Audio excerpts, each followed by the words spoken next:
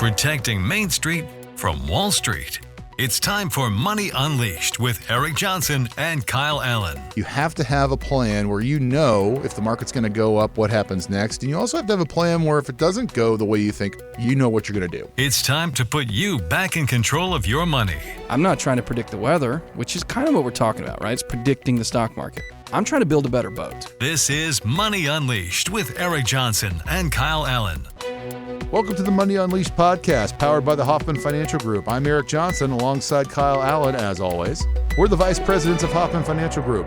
You can catch new episodes on Monday and Friday each and every week. Be sure to subscribe wherever you get your podcasts. And tune into Money Unleashed every Saturday on 95.5 WSB from 2 p.m. to 4 p.m. Kyle, what we're going to talk about now is cuts on Social Security and what it means for everybody out there. So Social Security benefits are projected to face a 23% cut in 2033 if Congress doesn't address the Social Security trust funds depletion. Hopefully finding some waste is going to help out a little bit in here, but this shortfall is primarily due to aging population and increasing number of retirees drawing benefits, while the number of workers contributing to the system are relatively lower. So NPR reports that the trust fund is expected to run out of money in 2033. And I have people coming in and telling me this all the time because they get their pieces of paper, they look online like, oh, it's going to run out of money. At which point, the system will only be able to pay out what it collects in taxes, resulting in a 23% cut in benefits. Kyle, can you do a basics for us, a 101 of Social Security for everybody? Sure, right? So Social Security, of course, you need to be at least 62 years or older to qualify for the disability. Right, so Social Security is a retirement supplement, so generally you can start receiving those benefits at 62. Full retirement benefits are available at 66 or 67, depending on your birth year. Of course, we have disability as part of the construct. Individuals with disabilities can apply for benefits regardless of their age. Work credits come to play, right? Social Security benefits are earned based on your work history. You earn work credits by working and paying into the Social Security tax system. Most people need at least 40 work credits to qualify. Of course, like we talked about with the disability, the number of credits needed for disability benefits depends on your age. And as you're earning credits, you can earn up to 4 credits per year, and the amount of earnings required to earn a credit changes annually, right? So we've got this system. As you're working, you're paying into the system. Of course, people notice that. They look at their paycheck. They see this little piece coming out of the system.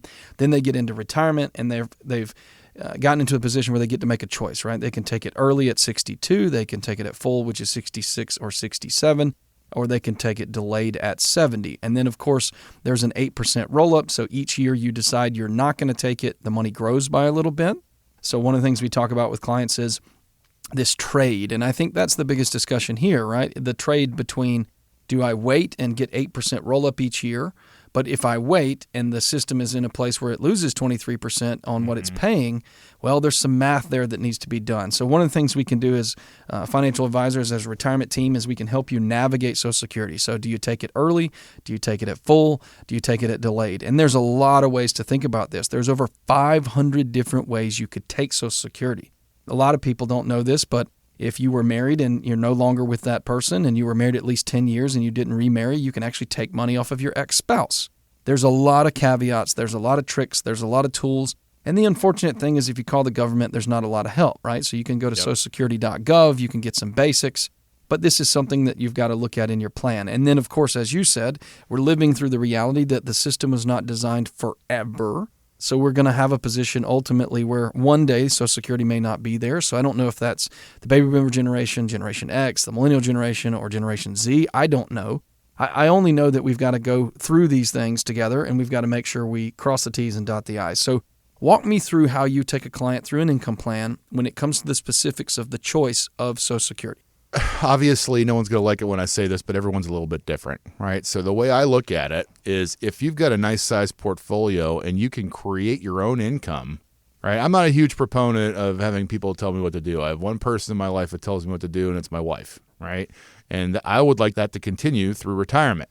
And I don't want the government telling me what I can and can't do. So it's about making sure that if you have enough money to create the income plan that you need, that you don't necessarily have to worry about a 23% drop in your Social Security because you're already creating that on your own, right? So if you've got a nice sized portfolio, $2, $3, $4 million, obviously this is going to depend on how much money you spend every month.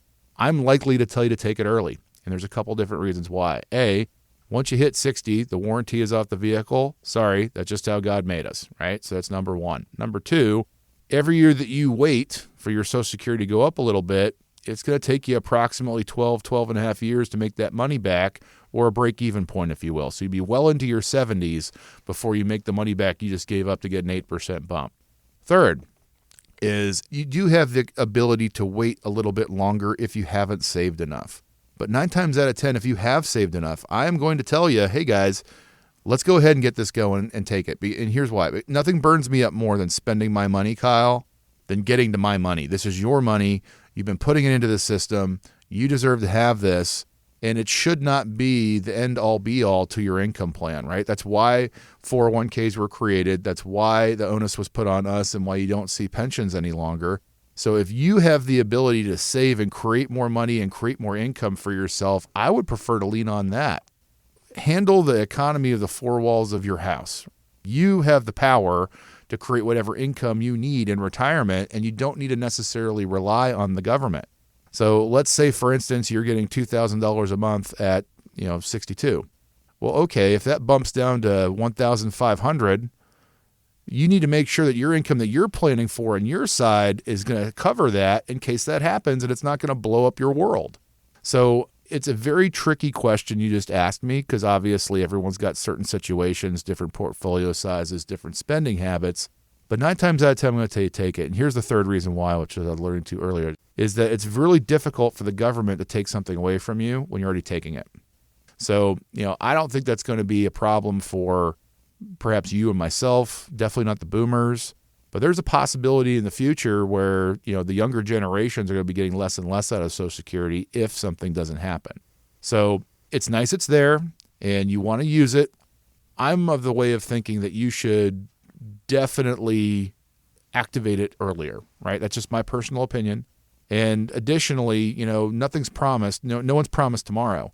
So you could sit there and say, hey, I'm waiting till 70, and then boom, something medically pops up at 68, and you don't get a whole lot from Social Security because you waited too long. So there's also that opportunity cost of taking it early versus later. I know it's a roundabout way of answering the question, but there's a lot of ins and outs to when to take it. What do you tell people when people come in asking about Social Security?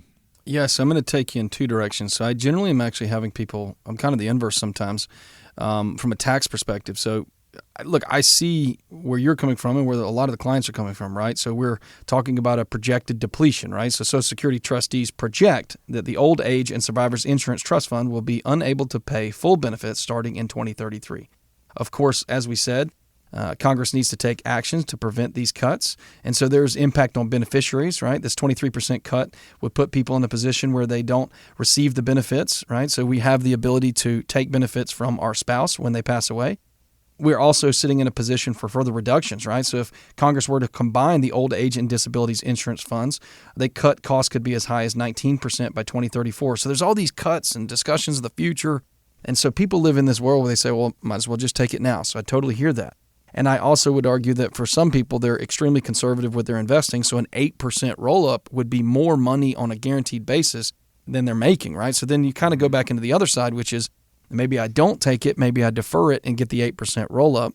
And then the last one, and I know we're talking in circles here because this is a very complicated topic that is in a bit of a circle, would be taxes, right? Yep. So one of the reasons that you may defer your Social Security and take it at a later time, maybe at full or at full deferred, is because you want to be able to do Roth conversions, right? So from a tax standpoint, if you're reporting Social Security coming in, you've got to pay taxes on that, and it limits the ability to move the things around from a tax basis to be able to put them in what we call the power of zero or in a Roth account. So there's so many different ways at which you can do this. We can't answer this in a 10-minute segment. We can't answer this quickly.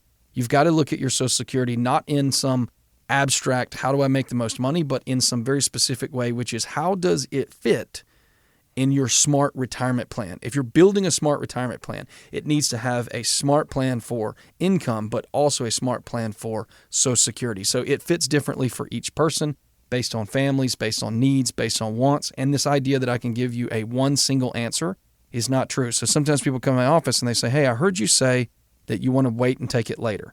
Or I heard Eric say, I want to take it early. It depends. It depends on the client. It depends on the family. It depends on the taxes. It depends on the income. So we need to build that custom plan. We need to be able to build a smart plan, and then that gives you the clarity to move forward and say, okay, all of my friends may be doing X, Y, Z, but this is the plan that fits for me and my family. Yeah, I agree with you. And what it ultimately comes down to, in my opinion, is that, you can only trust number one, right? Like, you don't want to be reliant on anybody else in retirement if you can get away with it. Now, it's nice that Social Security's there, but you need to make sure that you've got a proper plan put into place in case it's not, right? So, number one, it's very difficult just to live off of Social Security. So that's why I'm always like, hey, let's create our own income. Like, that's nice. You guys are getting $5,000 a month from Social Security. That might get chopped in half. So let's make sure that we have a way to continuously add income to your plan and your smart plan that we create for you every single year. And then if this comes about and if this happens, your lifestyle is not ruined. And guys, there are literally thousands of different ways that you can turn your Social Security on, and you need to make sure that you're maximizing this money that you've been putting in for 30 to 35 years. And they want you to make mistakes because that means they don't have to pay you the money that you've been putting into this. And that's precisely why having a fiduciary advisor sit down with you, create an income plan that could take those worries out of the situation is so critical. Because let me tell you, when you retire, you don't want a red day to be a bad day and a green day to be a good day. You want to make sure you can count on your income every single month, every single year, so you can have the lifestyle you've created for yourself all the way through your working years.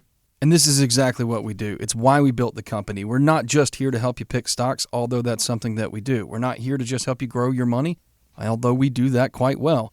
We're here to help you in retirement look at distribution through the lens of how do I get paid at the highest level?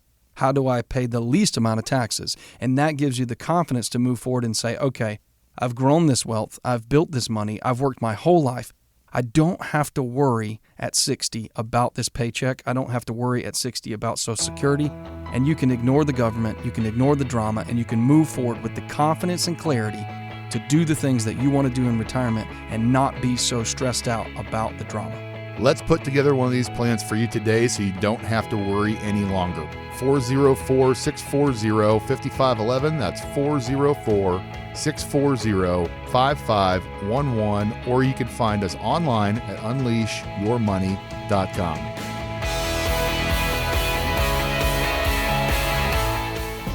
Eric Johnson and Kyle Allyn are investment advisor representatives of Brookstone Wealth Advisors, LLC, a registered investment advisor and affiliate of Brookstone Capital Management, LLC. BWA and Hoffman Financial Group are affiliated under common ownership. Registered investment advisors and investment advisor representatives act as fiduciaries for all of our investment management clients. We have an obligation to act in the best interest of our clients and to make full disclosures of any conflicts of interest. Please refer to our firm brochure, the ADV2A, page 4, for additional information. The Hoffman Financial Group and WSB are not affiliated. Exposure to ideas and financial vehicles discussed should not be considered investment advice or recommendation to buy or sell any financial vehicle.